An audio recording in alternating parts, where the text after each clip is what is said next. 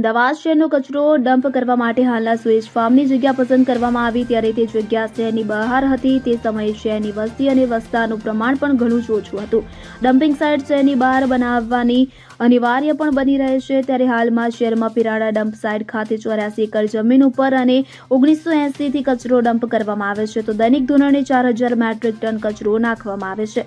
તેના કારણે આશરે 1.25 લાખ મેટ્રિક ટન ઘન કચરાનું પુરાણ કરવામાં આવેલ છે, જેને કારણે ડમ્પિંગ સાઇટને કારણે કચરામાંથી મિથાઇન ગેસ નીકળે છે, જેથી એર પોલ્યુશન થાય છે તથા જમીનની નીચે પાણીમાં પણ પોલ્યુશન ફેલાય છે. તે બાબતે હાઈકોર્ટ સમક્ષ અસંખ્ય PIL થતા નામ જાહેર થતા કોર્ટ દ્વારા તે કચરાના ડુંગરને દૂર કરવા બાબતે કાર્યવાહી કરવાની મ્યુનિસિપલ કોર્પોરેશનને આદેશ આપેલ હતો.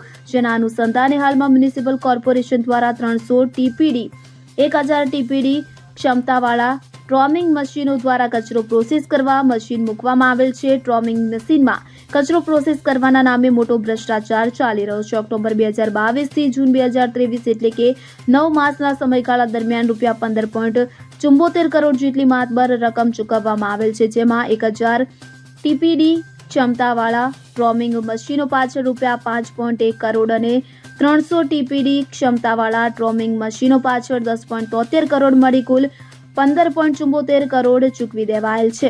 આમ સમગ્ર બાબત જોતા મ્યુનિસિપલ કોર્પોરેશન દ્વારા પિરાના ડમ્પિંગ સાઇટ પર ટ્રોમિંગ મશીનો અને 2019 થી ચલાવવામાં આવે છે, જેથી એક વર્ષ ટ્રોમિંગ મશીનો ચલાવવા પાછળ ₹25 કરોડથી વધુની રકમ ચૂકવાય છે. એટલે કે સન 2019 થી 24 સુધી એમાં કોવિડનું એક વર્ષ બાદ કરતા એટલે કે 4 વર્ષમાં કચરો પ્રોસેસ કરવા પાછળ કુલ 100 કરોડથી પણ વધુ ખર્ચ કરવામાં આવેલ છે. હાલ તે તમામ મશીનો માત્ર દેખાવ ખાતર ચાલી રહ્યા છે, પરંતુ કચરો પ્રોસેસ થતો નથી, જેથી માત્ર કોન્ટ્રાક્ટરોને ફાયદો કરાવવા માટે મશીનો ચલાવી રહ્યા હોય તેમ જણાય છે, જેને કારણે કચરાનો ડુંગર યથાવત રહેવા પામે છે.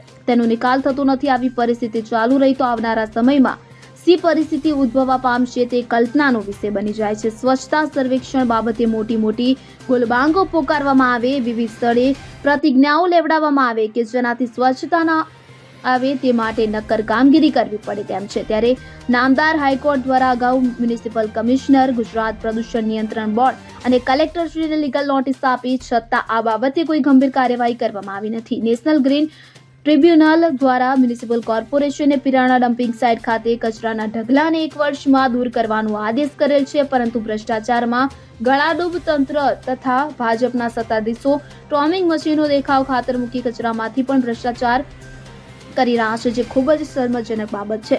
5 વર્ષ જેટલો લાંબો સમય વીતી જવા છતાં ભાજપ દ્વારા કહેવાતો તેમનો ગતિશીલ વહીવટ માત્ર ભ્રષ્ટાચારી વહીવટ બની જવા પામેલ છે, જેને કારણે પિરાણા ખાતેનો કચરાનો ડુંગર દૂર થઈ શકે તેમ નથી. જેથી ટ્રોમિંગ મશીનો બાબતે થયેલ ભ્રષ્ટાચાર બાબતે તાકીદે વિજિલન્સ તપાસ કરી કસૂરવાર અધિકારીઓ તથા કોન્ટ્રાક્ટરો સામે કડક પગલાં ભરી કચરાના ડુંગરનો નિકાલ કરવા તાકીદે નક્કર અને પરિણામલક્ષી કાર્યવાહી કરવા કોંગ્રેસ પક્ષની માંગણી ઉઠવા પામી છે.